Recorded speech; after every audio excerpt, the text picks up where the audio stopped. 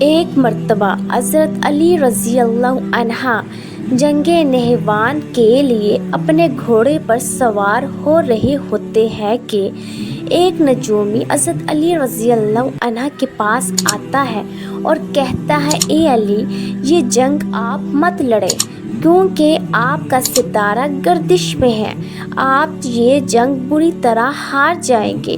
حضرت علی رضی اللہ عنہ اس کی بات سن کر گھوڑے سے نیچے آ جاتے ہیں، اس نجومی کو کہتے ہیں، اچھا تم ستاروں کے حال جانتے ہو؟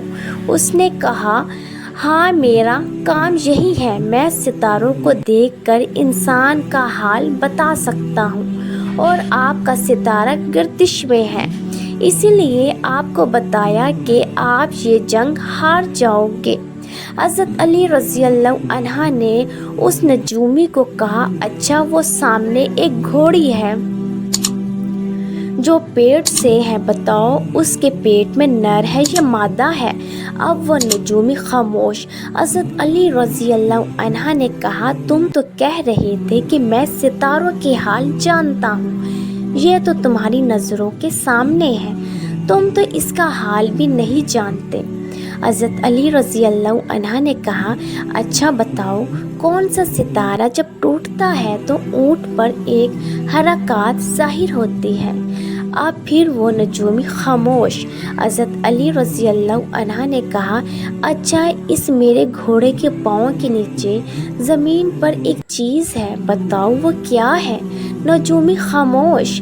حضرت علی رضی اللہ عنہ نے کہا، تم آسمان کے تو کیا زمین پر تمہاری نظروں کے جو سامنے ہے وہ بھی نہیں جانتے؟ سنو اے شخص، میں علی اب تجھے بتاتا ہوں، علی کی زندگی کی سب سے کامیاب یہ جنگ ہوگی۔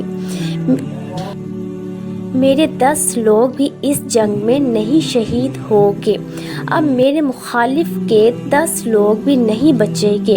اور پھر تاریخ میں لکھا ہے کہ جنگ نہروان میں حضرت علی رضی اللہ عنہ کا کوئی ساتھی بھی شہید نہیں ہوا تھا، اور حضرت علی رضی اللہ عنہ کے مخالف کے صرف 9 آدمی بچے تھے۔